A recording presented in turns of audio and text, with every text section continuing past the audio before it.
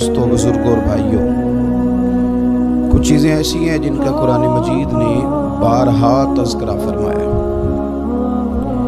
قرآن پاک کسی چیز کا ایک بات بھی ذکر کر دے تو وہ چیز ہمارے لیے دستور حیات اور منشور زندگی بن جاتی ہے۔ لیکن اگر اللہ تبارک و تعالیٰ کسی چیز کا بار بار تذکرہ فرمائے تو معنی یہ ہے کہ اس کی ہمیں بہت ہی زیادہ ضرورت ہے۔ ان چیزوں میں سے ایک چیز صبر ہے۔ قرآن پاک نے 100 سے زیادہ مرتبہ صبر کا تذکرہ فرمایا۔ اتنی بڑی بات کو سمجھیے گا کہ 100 سے زیادہ مرتبہ قرآن پاک نے تذکرہ کیا ہے صبر کا، اور مختلف انداز میں۔ کہیں فرمایا کہ وَبَشِّرِ الصَّابِرِينَ، اے محبوب صبر کرنے والوں کو خوشخبری سنا دیجیے۔ کہیں فرمایا اِنَّ اللَّهَ مَعَ الصَّابِرِينَ، بے شک اللہ صبر کرنے والوں کے ساتھ۔ تو مختلف انداز میں، مختلف طریقوں سے اللہ تعالیٰ نے صبر کا تذکرہ فرمایا۔ سوسائٹی کے اندر، معاشرے کے اندر اور مسلمانوں کے اخلاقی رویوں کے اندر اگر صبر کو داخل کر لیا جائے تو ہم محسوس کریں گے کہ ہماری زندگی نہ صرف یہ کہ آسان ہو گئی ہے بلکہ محبتوں والی ہو گئی ہے، چاہتوں والی ہو گئی ہے۔ ہمارے رشتے ایک دوسرے سے ٹوٹ نہیں رہے بلکہ بننا شروع ہو گئے۔ تھوڑا سا صبر بہت ساری چیزوں کو ٹوٹنے سے بچا لیتا ہے۔ قرآن مجید کی جو آیت کریمہ میں نے تلاوت کی، یہ سورہ آل عمران کی آخری آیت ہے۔ اللہ تعالیٰ نے فرمایا یا ایھا الذین آمنوا اصبروا وصابروا، اے ایمان والو صبر کرو، صابر بنو۔ اے ایمان والو صبر کرو اور صابر بنو۔ کیا مطلب؟ پہلے صبر کا مطلب یہ ہے کہ اگر تمہیں کوئی ذاتی تکلیف پہنچے تو اس پر صبر کرو۔ وصابروا، اس کا معنی یہ ہے کہ اگر دشمن کے مقابلے میں کسی اور کی طرف سے کوئی تکلیف آئے تو اس پر بھی صبر کرو۔ پھر فرمایا ورابطوا، اور ہمیشہ کمر بستہ رہو، اسلامی سرحدوں کے پہرے دار رہو۔ واتقوا اللہ، اللہ سے ڈرتے رہو۔ لعلکم تفلحون، اس امید پر کہ اللہ تمہیں کامیابی عطا فرما دے، تم فلاح پا جاؤ۔ یا ایھا الذین آمنوا اصبروا وصابروا، اے ایمان والو صبر کرو اور صابر بنو۔ صبر کرو، صابر رہو، یعنی جو ذاتی تکلیف آئے اس پر بھی صبر کرو۔ اور مصابرہ کا معنی سامنے سے آنے والی تکلیف۔ اگر بیماری آ گئی، کوئی پریشانی آ گئی، کہیں کوئی اپنا دنیا سے چلا گیا تو یہ ذاتی تکلیف ہے، اس پر بھی صبر کرنا۔ اور اگر اپنوں نے، بیگانوں نے کوئی تکلیف پہنچا دی، کوئی اذیت دے دی، وہ اذیت کئی صورتوں میں ہو سکتی ہے۔ تانا بھی ایک اذیت ہے، طنز بھی ایک اذیت ہے، کسی شخص کے بارے میں غلط کلمہ کہنا بھی ایک اذیت ہے، اور مقابلے میں کھڑے ہو جانا، لڑائی کرنا، یہ بھی ایک اذیت ہے۔ اس پر بھی صبر کرو۔ ورابطوا، اور اس طرح کرو کہ کمر بستہ رہو، جد و جہد کرتے رہو۔ واتقوا اللہ، اللہ سے ڈرو۔ لعلکم تفلحون، تاکہ تم کامیاب ہو جاؤ۔ صبر جب آپ کرتے ہیں نا اور صبر کا ارادہ کرتے ہیں تو اللہ تعالیٰ صبر کی توفیق بھی عطا فرماتا ہے۔ ہم نے یہ دیکھا ہے کہ ہمارے پاس نعمتوں کی کمی نہیں، ہمارے فریزر خوراک سے بھرے ہوئے ہیں، ہمارے دسترخوانوں پہ انواع و اقسام کی چیزیں چنی ہوئی ہیں، ہماری الماریوں میں کئی ہمارے لباس تیار شدہ لٹکے ہوئے ہیں، ہماری جیبوں میں ہماری ضرورت کا سرمایہ اللہ نے ہمیں دے دیا ہے۔ لیکن اس کے باوجود جو لوگ ایک دوسرے سے پیار نہیں کر پا رہے، جو ایک دوسرے کے قریب نہیں جا پا رہے، تو اس کی وجہ یہ ہے کہ صبر نہیں رہا، حوصلہ نہیں رہا، کسی چیز کو برداشت کرنا ہمارے مزاج کا حصہ ہی نہیں رہا۔ اور پھر چونکہ امت مسلمہ نے انقلاب برپا کرنا تھا، دنیا کو پیغام حق دینا تھا، اگر ان کے اندر حوصلہ ہی نہیں ہوگا، اگر انہیں صبر ہی نہیں کرنا آئے گا، استقامت ہی نہیں ہوگی، کہیں رکنا ہی نہیں آئے گا، تو یہ میدانوں کو سر کیسے کریں گے؟ کامیابیاں کیسے ان کا مقدر بنے گی؟ رمضان المبارک میں بھی ماحول یہ ہو کہ افطاری سے 1 گھنٹہ پہلے نظر پوری ٹک جائے گھڑی پہ، اور تھوڑا سا بھی صبر مشکل ہو. اور رمضان المبارک میں سحری کے وقت میں اگر دہی والی دکان پہ بھی جھگڑا ہی ہو رہا ہو اور شام کو سامان خریدنے میں بھی اگر بحث ہی ہو رہی ہو، تکرار ہو، جھگڑا ہو، تو پھر سیکھا کیا؟ پھر وہ جو ہمیں تربیت دی جا رہی تھی کہ ہم نے صبر کرنا ہے، تو پھر ہم نے اس میں حاصل کیا کیا؟ حدیث پاک سنیں گے آپ کی طبیعت بڑی ٹھنڈی ہوگی. میرے نبی پاک صلی اللہ تعالیٰ علیہ وسلم نے ارشاد فرماتے ہیں کہ جو بندہ سوال سے بچنا چاہے گا، ارادہ کرے گا اللہ میں نے کسی سے نہیں مانگنا، فرمایا جو سوال سے بچنا چاہے گا رب اسے سوال سے بچا لے گا. اور جو لوگوں سے بے نیاز ہونا چاہے گا، کہے گا یا اللہ مجھے دنیا داروں کا محتاج نہ بنا، اپنی بارگاہ سے عطا فرما. جو لوگوں سے بے نیاز ہونا چاہے گا اللہ لوگوں سے بے نیاز کر دے گا. اور فرمایا جو صبر کا ارادہ کرے گا اللہ اسے صبر کی توفیق بھی عطا فرما دے گا. ارادہ تو کرے، پروگرام تو بنائے، توفیق تو اللہ دے گا. جو صبر کا ارادہ کرے گا اللہ صبر کی توفیق بھی عطا کر دے گا. حضور صلی اللہ تعالیٰ علیہ وسلم فرمانے لگے یاد رکھو کسی بندے کو جو بہترین تحفہ دیا گیا ہے نا، اگر کسی کو کوئی بہترین عطیہ ملا ہے تو پھر اللہ تعالیٰ نے اسے صبر عطا فرمایا. یہ بہترین تحفہ ہے، اس سے زندگی سنور جاتی ہے، اس سے انسان باوقار اور مطمئن ہو جاتا ہے، اس سے اس کے شب و روز آسانی سے بیتتے ہیں، وہ دنیا کی پگڈنڈیوں سے آسانی سے گزر کے اللہ کی بارگاہ عالی مرتبت میں سرخرو ہو کر حاضر ہو جاتا ہے. لیکن اگر بے حوصلہ ہو، صبر نہ ہو، پھر نقصان روز بروز بڑھتا ہے. اور پھر میرے رسول پاک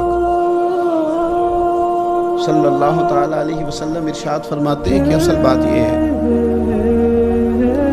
کہ اللہ تعالیٰ نہ کسی بندے کا درجہ بلند کرنے کا ارادہ فرماتا ہے، لیکن اس کے اعمال اس طرح کے نہیں ہوتے کہ اس کا درجہ بلند کیا جائے.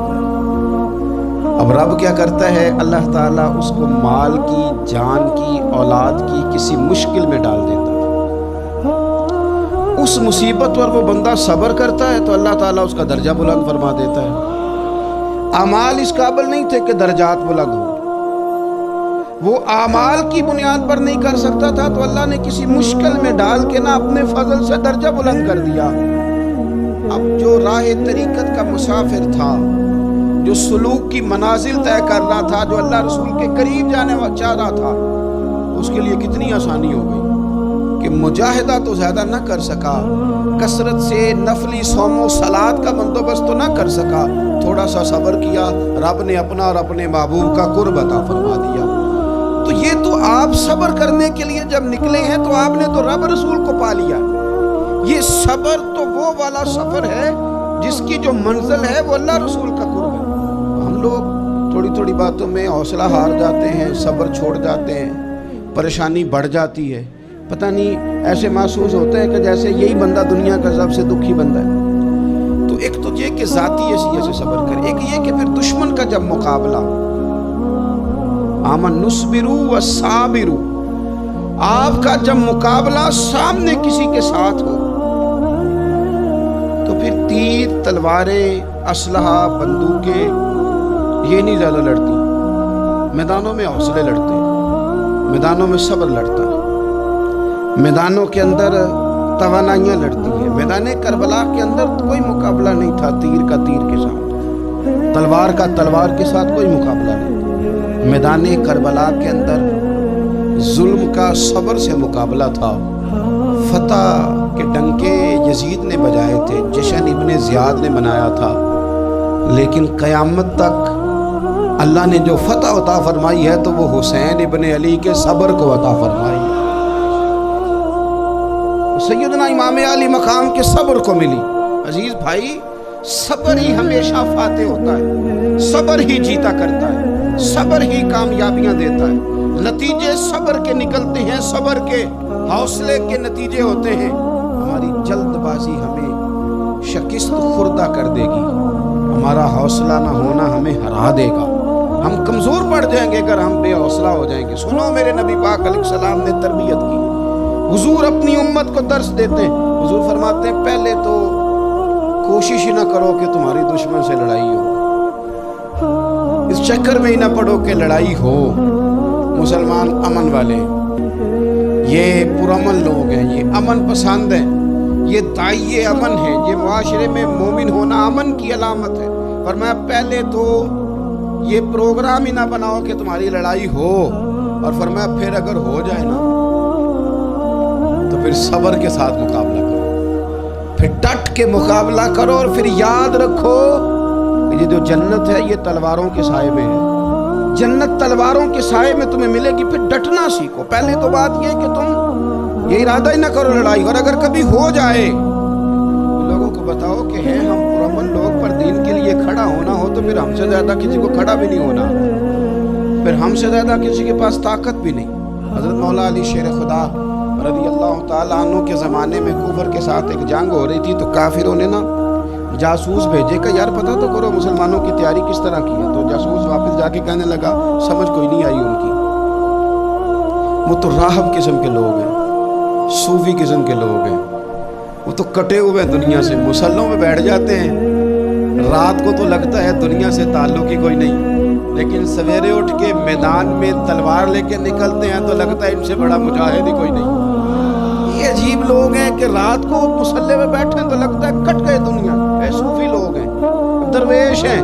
یہی مسلمان کی شان ہے، ہو ہلکا یاراں تو برے شم کی طرح نرم، ریس میں حق و باطل ہو تو فولاد ہے مومن، ادھر آ ستمگر ہنر آزمائے تو تیر آزما، ہم جگر آزمائے، ہم تجھے اپنا حوصلہ بتاتے ہیں کتنا، دیکھ ہمارے حوصلے سے ٹکرا کے دیکھ یہ کتنا طاقتور اور مضبوط ہے۔ تو عزیز بھائی، اگر زندگی میں آپ کو صبر کرنا آ گیا، میں بڑے دنوں سے یہ عنوانات بیان کر رہا ہوں، اور آج تو خصوصی طور پر رمضان شریف کے اس جمعے میں میں اپیل کرنا چاہتا ہوں آپ سے کہ کمزور باتیں کرنی چھوڑ دیں، مایوسی کے جملے اپنی زندگی سے نکال دیں۔ ہم مسلمان ہیں، آپ بیمار ہو گئے ہیں تو یہ بھی خدا کا فضل ہے، گناہ معاف ہوں گے۔ اگر اللہ تعالیٰ نے فقیر بنا دیا، غریبی آ گئی ہے تو یہ بھی فضل ہے، امیروں سے پہلے جنت میں جائیں گے۔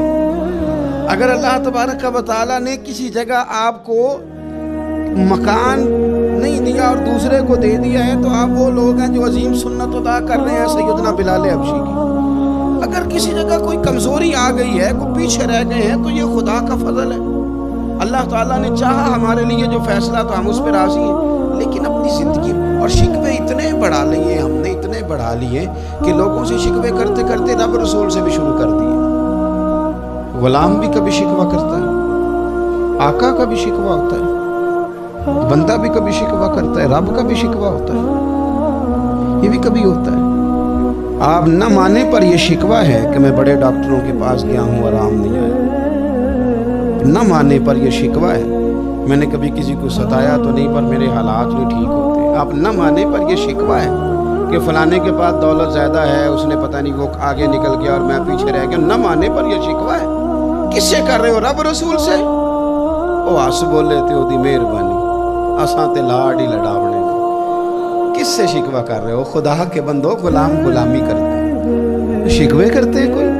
حضرت ام سلمہ رضی اللہ تعالیٰ عنہ، شوہر کا نام ہے ابو سلمہ، بیٹے کا نام ہے سلمہ، کہتی ہیں میں، میرا شوہر، میرا بیٹا، تینوں، چھوٹا بیٹا میرا، ہم نکلے مکہ مکرمہ سے مدینہ طیبہ جانے کے لیے۔ ایک کی بیٹا ہے، خاندان جمع ہے، شوہر کی گود میں بیٹا، اونٹ کے پیچھے میں۔ فرماتی ہیں مدینے کی سرحد آ گئی تو میرے میکے والے آ گئے، کہنے لگے ابو سلمہ نہیں لے جانے دیں گے مدینے اپنی بیٹی کو۔ میں نے کہا میں مسلمان ہوں، میں تو اپنے شوہر کے ساتھ مدینے جاؤں گی۔ انہوں نے کہا نہیں جا سکتے، تو نے جانا ہے تو جا، ہماری بیٹی نہیں جائے گی۔ زبردستی مجھ سے انہوں نے مجھے میرے شوہر سے الگ کیا۔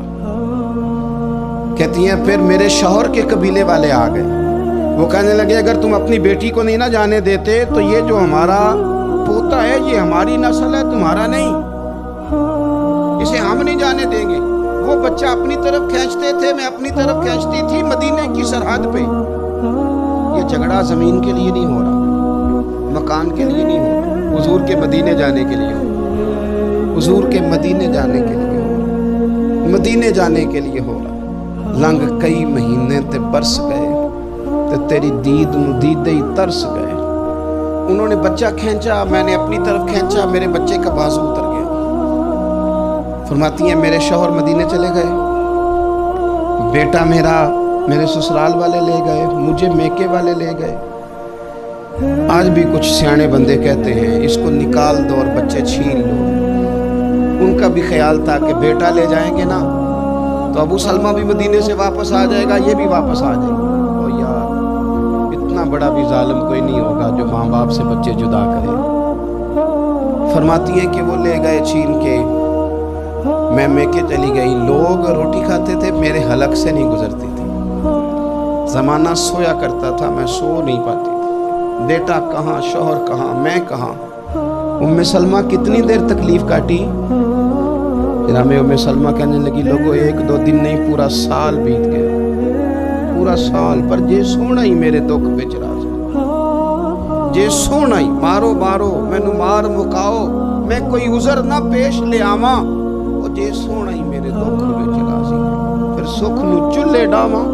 फरमाया साल बीत गया, लोग सुबह उठ के काम काज पे लग जाते, कपड़े बदलते, ड्यूटियां करते, और मैं सवेरे उठ के उस जगह आ जाती जहाँ मेरा शौहर और मेरा बेटा बिछड़ा था। मैं सारा दिन रोती, आहुजारी करती, हुजूर के मदीने की तरफ मुंह करके मैं तड़पती। साल बीत गया, साल, एक हफ्ता नहीं निकलता बच्चों के बगैर। बड़े बड़े सियाने लोग परदेश जाते हैं तो बच्चों की फ़ोटो देख देख के रोते हैं, लेकिन कहती है माँ थी, बेटा बिछड़ा और फिर बेटा बीमार हो और माँ से जुदा हो, कितनी तकलीफ़ का मंजर है। आप फरमाती हैं कि 1 साल बीत गया और मैंने किसी की मिन्नत नहीं की, मैंने कोई शिकवा नहीं किया, इसलिए कि जिस हाल में रब रसूल रखे। ये हौसला, ये सब्र, ये तवानाई 1 साल के बाद मेरे चचा का बेटा मेरे पास से गुजरा, तड़पते देख कर कहने लगा मेरी बहन तू सारा दिन रोती रहती है। तो मैंने कहा भाई तुम्हें क्या बताऊं, इसका शौहर चला जाए, बेटा जुदा हो जाए, वो क्या करेगी। फरमाते उसने जाके मेरे बाप से, अपने वाली से, मेरे ख़ानदान वालों से कहा इसकी सज़ा कब ख़त्म होगी। इस गरीबनी का कसूर ये है कि ये मदीने वाले का कलमा पढ़ती है, इसकी गलती ये है कि ये मुसलमान हो गई है, दीन हक कबूल कर लिया, क्यों नहीं तुम ख्याल करते। कहते उनके दिल नरम हुए, वो रजामंद हुए मुझे मदीने जाने। फिर उसने कोशिश की मेरे ससुराल पैगाम भेजे, कब बस करो, और बच्चा तो चिड़िया का जुदा हो जाए तो वह तड़पा करती है, और तुमने एक जीती जागती माँ का बेटा जुदा किया है। वो भी नरम हुए, रब ने असबाब बनाए, मेरा बेटा मुझे मिला। कहने लगे तू रह जा, मैंने कहा नहीं, तुम मुसलमान नहीं हो, तुम्हें पता नहीं ना, मैं यहाँ नहीं रह सकती, मुझे मदीने ही जाना है। अकेली इतना सफ़र, जंगलों का रास्ता, पहाड़ी रास्ता तय कर लोगी। मैंने कहा मैं कर लूँगी। जिन्हों वेख के ठर दियाँ अखियाँ ने, जिन्हों वेख के ठर दा सीना है, रब्बा तेरी सारी खुदाई च एक ही ते शहर मदीना है। कहती मैं ऊँट पे बैठी, बेटा मैंने गोद में बिठा लिया, मैं सफ़र करने लगी, पर दिल में खटका था कि इतना लंबा सफ़र, बेटा छोटा है, कैसे करूँगी। कहते मुझे उस्मान बिन तला मिल गए, कहने लगे कहाँ जा रही हो बहन। मैंने कहा मदीने। कहने अकेले जाओगी। मैंने कहा जाना तो है ना, कोई साथ चले न चले पर शहर रसूल तो जाना है ना। आप फरमाती है मैंने उस्मान बिन तलहा से नेक बंदा कोई नहीं देखा, मेरे ऊँट की लगाम थाम ली। जब मुझे ऊँट पे बिठाते थे ना, ऊँट बिठा के चले जाते थे, मैं बैठ जाती थी तो आके लगाम थामते। जब कहीं मुझे उतारते थे तो ऊँट बिठा के चले जाते थे, मैं उतर जाती थी तो ऊँट को बांधते थे। सोना होता था तो ऊँट बिठा देते, मैं उतर जाती, वो दूर जाके लेट जाते। फरमाती थी फिर मेरे लिए मेरे रब ने असबाब पैदा किए और मैं मदीना पहुंची। मैं शौहर से मिली और लोगों मेरे नसीब देखो, मैं रहने कहाँ लगी, हुजूर के मदीने में, शहर रसूल में, शहर रह पाए नजर होश में आ, ये कुव्वे नबी है। मैं हुजूर के हरम की जमीन और कदम रख के चलना, अरे सर का मौका है ओ जाने वाले, मदीने के खित्ते खुदा तुझको रखे, गरीबों फकीरों के ठहराने वाले। कहती है मैं वहाँ बसने लगी। आप फरमाती है मुसलमानों शायद मुझसे ज़्यादा तकलीफ़ किसी ने न सही हो, पर देखो 1 साल पूरा मैं तकलीफ़ में रही, और जब मेरा सब्र साल को पहुंचा, सब्र की उम्र 1 साल हुई, तो फिर रब ने बंदोबस्त किया। پھر میرے گھر والے بھی نرم ہو گئے, سسرال والے بھی نرم ہو گئے, رب نے میرے آنے جانے کے لیے ایک بندے کا بندوبست بھی فرما دیا, پھر میرا شوہر تک بھی میں پہنچ گئی, مجھے مدینہ الرسول بھی نصیب ہوا. 1 سال میں نے صبر کیا تھا, رب نے مجھے مستقل مدینے کا ٹھکانہ عطا فرما دیا. لیکن جو بندہ صبر ہی نہ کر پائے, جو صبر ہی نہ, جو کہ جی بڑی دور سے آیا ہوں, بڑی دیر ہو گئی, بڑا ٹائم ہو گیا, کب جا کے مسئلہ حل ہوگا, وہ جو آپ نے بتایا تھا وہ تعویذ کب اثر کرے گا, وہ دعا کب قبول ہوگی, وہ فلانا معاملہ کب, بھئی یہ ڈیٹ تو آپ کو رب رسول ہی دے سکتے ہیں. بندہ تو کوئی اطلاع ہی دے گا, پیغام ہی دے گا, دعا ہی کرے گا. اگر زندگی میں حوصلہ ہی نہیں ہوگا, اگر آپ کو یہ قرار ہی نہیں آئے گا, ٹھہرنا ہی نہیں آئے گا کسی میدان میں. دیکھیں کچھ ایسی اذیتیں ہوتی ہیں جو اذیت ناک ہوتی ہیں, لیکن اگر غلامی میں آ جائے نا آپ تو وہ اذیت ناک نہیں ہوتی, اس چبن میں مزہ آنے لگتا ہے. کئی درد بھی مزیدار ہوتے ہیں, کئی درد بھی, کبھی زخم ٹھیک ہونے پہ آ جائے نا تو اسے چھیڑو تو مزہ آتا ہے, اس لیے کہ کچھ درد بھی مزیدار ہوتے ہیں. آتش سے کسی نے کہا تو روتا بڑا ہے, اس نے کہا محبوب کی یاد میں تڑپتا ہوں, ابھی تو ایک دل ہے, میں نے تو خواہش تھی کبھی 2 ہوتے نا تو صحیح کر کے تڑپتا. رب نے دل ایک بنایا, کہتا وہ مزہ دیا ہے تڑپنے کہ میری آرزو ہے یا رب میرے دونوں پہلوؤں میں دل بے قرار ہوتا. درد میں بھی مزہ ہے, پر شرط یہ ہے کہ لوگ درد میں بھی جینا سیکھیں. ہم نہ آرام میں جینا چاہتے ہیں, پنکھے کے نیچے جینا چاہتے ہیں. کاش کہ ہمیں صحرا میں بھی نیند کا مزہ لینے کا طریقہ آئے, پھر زندگی کے سارے راستے آسان ہیں, پھر اقرار بھی مشکل نہیں. لیکن چونکہ حوصلہ نہیں, صبر نہیں, وہ والا قرار نہیں جو ایک مسلمان سے رب رسول کا مطالبہ ہے. حدیبیہ کے موقع پہ نا نبی پاک صلی اللہ علیہ وسلم نے جو شرطیں کافروں کے ساتھ طے کی تھی نا, حضور نے نور بصیرت سے کی تھی نا, تو انہی شرطوں نے پھر فتح کے باب کھول دی. ان فتحنا لک فتحا مبینا. ایک شرط یہ تھی اگر کوئی مسلمان مدینے سے مکے آئے گا تو مکے والے واپس نہیں کریں گے, رکھ لیں گے. پھر غور کریں کہ مسلمان اگر مدینے سے مکے آئے گا تو مکے والے واپس نہیں کریں گے, اور اگر کوئی بندہ مسلمان اپنے آقا کی مرضی کے بغیر مسلمان ہو جائے اور وہاں سے وہ مدینے آئے گا تو حضور پناہ نہیں دیں گے. تو میرے بھائی, محبوب کی طرف سے آنے والا نہ صرف سوکھ ہی نہیں قبول کرنا چاہیے, دکھ بھی قبول کرنا چاہیے, دکھ بھی قبول کرنا چاہیے. ہمارا یہ مسئلہ ہے کہ ہم نہ میٹھی میٹھی کے قائل ہیں, کڑوی کڑوی کے قائل نہیں. اگر وہ کبھی دکھ دے نا تو محبوب کا دکھ بھی سکھ سمجھ کے قبول کرو.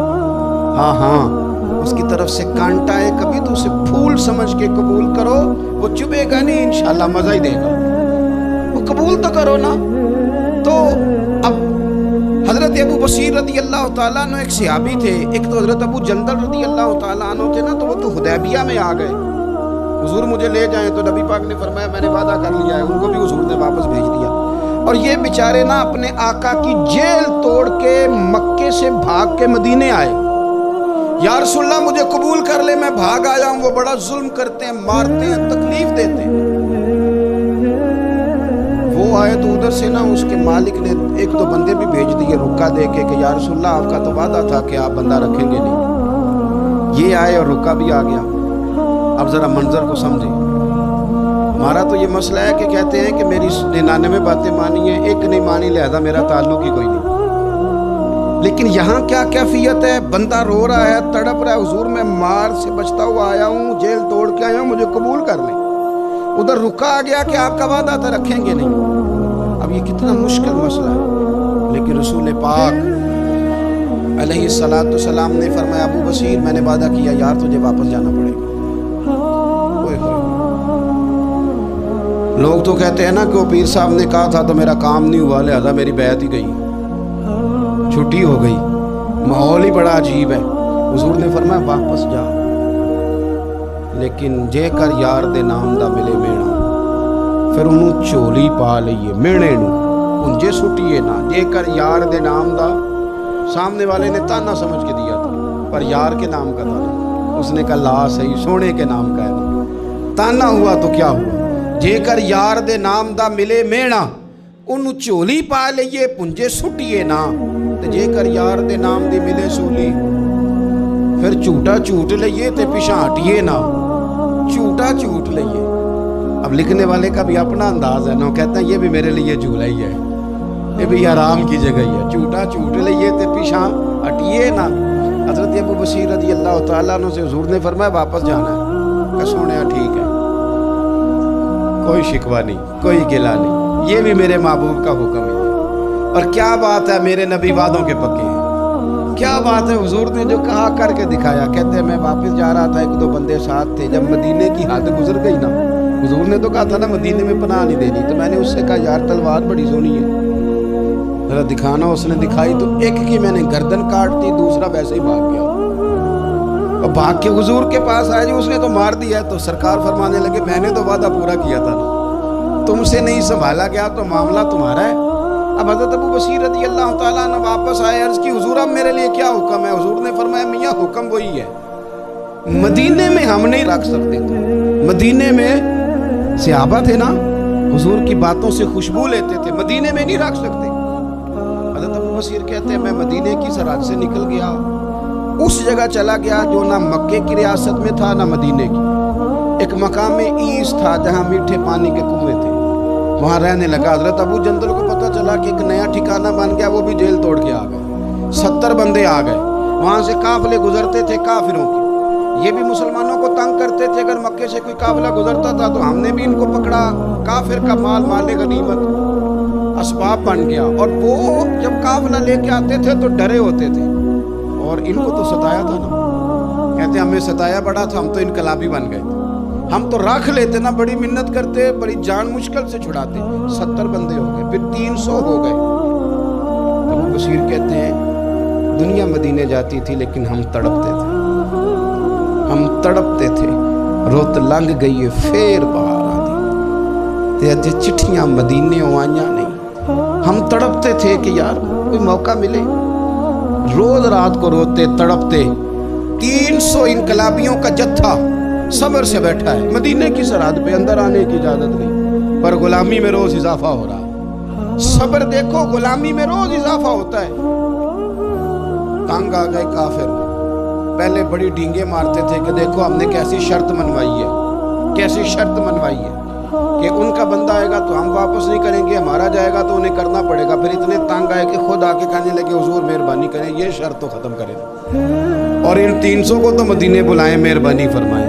حضور بڑے خوش ہوئے، آج غلاموں کے نام پیغام لکھا، غلاموں کے نام پیغام لکھا، چٹھی لکھی حضور نے۔ چٹھی کس چیز کی لکھی؟ آ جاؤ یار مدینے آ جاؤ، چٹھی آئی مدینے آنے کے لیے، حضرت ابو بصیر کے نام چٹھی گئی، آ جا یار مدینے، آ جا تیرے نام پیغام سب لائی ہے سرکار نبی سے، اور آیا ہے بلاوا مجھے دربار نبی سے۔ پیغام آیا، حضرت ابو بصیر اتنے بیمار تھے کہ نزع کا عالم تھا، لیکن اس عالم میں بھی انتظار تھا۔ اس آخری ویلے اکھیاں میریاں رات تکنائے تیرا، تیرا تے سجنا کچھ بھی نہیں جانا، یہ پا جاویں ایک پھیرا، تے سر میرے تے آن کھلویں تے پھر پردہ رہ جائی میرا، سوکھا نکلے صاحب ظہوری، یہ ویخ لوے مکھ تیرا۔ حضرت ابو بصیر کو نہ وہ رکا گیا، حضور کی چٹھی گئی تو یوں چٹھی پڑی، حضور نے فرمایا آ جانا، رستہ کھل گیا ہے، تو آ جا، کھل گیا رستہ، دعا فرماؤ مدینے کے رستے کھل جائیں، کرو نا یار دعا مدینے کے رستے کھل جائیں۔ کچھ ایسے ہیں جنہوں نے سارے دکھ سنانے ہی مدینے جا کے ہوتا، کچھ لوگ ایسے ہیں جن کے دل اور کلیجے پھٹنے کو آ گئے، دعا کرو رستے کھل جائیں۔ حضور نے فرمایا آ جا تیرا راہ کھل گیا۔ حضرت ابو جندل کہتے میں سرانے کھڑا تھا، حضرت ابو بصیر کے خط پڑھا، مسکرائے، اشارے سے کہنے لگے کہ دیکھ میرے نبی کا خط ہے، حضور کی چٹھی میرے نام آئی ہے، پڑھنا۔ میں نے بھی پڑھی، پہلے روئے پھر کلمہ پڑھا، پھر میرا ہاتھ تھاما، روح ہی پرواز کر گئی، ہمیشہ کے لیے، ہمیشہ کے لیے۔ وہ ظاہری جسم کے ساتھ تو مدینے نہ پہنچے، پر قبر میں گئے تو مدینے والے کی زیارت نصیب ہو، قبر میں حضور کی زیارت نصیب ہو گئی۔ قبر حضرت ابو جندل کہتے ہیں میں نے جنازہ پڑھا اور اسی مقام پہ جہاں انہوں نے انتظار کیا تھا نا، وہ مقام میں انتظار ان کا مزار بنا، مزار کے ساتھ مسجد بنی، مسجد کا نام مسجد ابو بصیر رکھا گیا۔ انہوں نے اس انتظار میں جان دے دی پر صبر کیا، شکوہ نہیں کیا۔ یارو اتنی شکایتیں اتنے شکوے، ایک بات میرا اور کرنے کو دل کر رہا ہے۔ ایک صحابی تھے حضرت عاصم بن ثابت رضی اللہ تعالیٰ عنہ، جنگ احد میں نا حضور کے ہاتھ پہ موت کی بیعت کی، جنگ احد میں بیعت کی، سونیا تیرے نام پہ مرنا، ڈٹ کے لڑے۔ سلافہ بن سعد کے 2 بیٹے بدر میں قتل کیے انہوں نے۔ اس نے قسم کھائی کہ معاذ اللہ میں ان کا سر منگا کے تو ان کی کھوپڑی میں شراب پیوں گی۔ سلافہ بن سعد نے یہ قسم کھائی کہ میرے 2 بیٹے قتل کیے، میں ان کی کھوپڑی میں شراب پیوں گی معاذ اللہ۔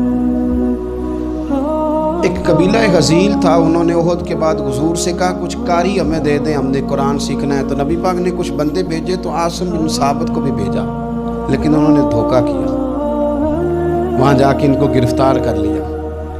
جب گرفتار کر کے مکے والوں کے ہاتھ بیچنے لگے تو حضرت عاصم بن ثابت نے تلوار نکال لی، فرمانے لگے میں کافر کا قیدی ہو کے جینے سے بہتر ہے شہادت کی موت مر جاؤں۔ کافروں کا قیدی لڑے اور فرمانے لگے میرے کمان میں تیر باقی ہے، میں لڑوں گا اور اتنا لڑوں گا کہ تمہیں پتہ چلے گا مجھے لڑنا آتا ہے۔ اور فرمایا میں صبر کروں گا اور صبر کر کے دکھاؤں گا، میں ڈٹوں گا اور تمہیں ڈٹ کے، اکیلا بندہ میدان میں ڈٹ گیا، اکیلا۔ جب تیر ختم ہو گیا تو میں نیزہ نکال۔ یہ بات آپ کو اس لیے سمجھا رہا ہوں کہ کچھ لوگ کہتے ہیں جی میں اکیلا کیا کروں، تو یہ آخر میں یاد رکھیں کہ صبر آپ نے کرنا ہے چاہے اکیلے بھی رہ جائیں، حوصلہ کرنا ہے چاہے اکیلے بھی رہ جائیں۔ اکیلے لڑے، تیر ختم ہو گئے تو نیزہ نکال، خوب لڑے۔ اب اس نے قسم کھائی تھی کہ میں نے ان کی کھوپڑی پہ معاذ اللہ کھوپڑی منگانی ہے، سار منگانا ہے، اور یہ جو لے جا رہے تھے دھوکے کے ساتھ یہ بھی بیچنے لے جا رہے تھے۔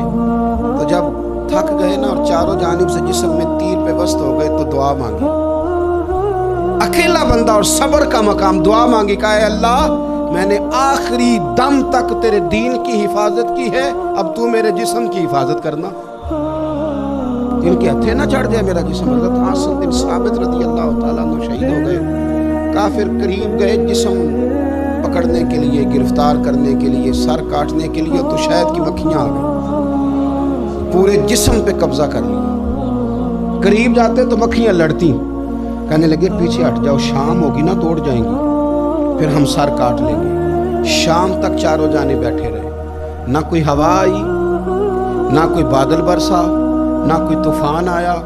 شام کو انہوں نے اٹھانا تھا، ایک ریلا آیا پانی کا اور جناب عاصم بن ثابت کی لاش مبارک کو بہا کے لے گیا۔ میرے رب نے اس میدان میں بھی یہ بتلایا کہ جو صبر کرے نا رب اس کے جسم کی بھی حفاظت فرمایا کرتا، کہ جسموں تک کی آخری دم تک اللہ کی مدد ان کے سامنے حال رہتے۔ ربنا افرغ علینا صبرا وثبت اقدامنا فانصرنا علی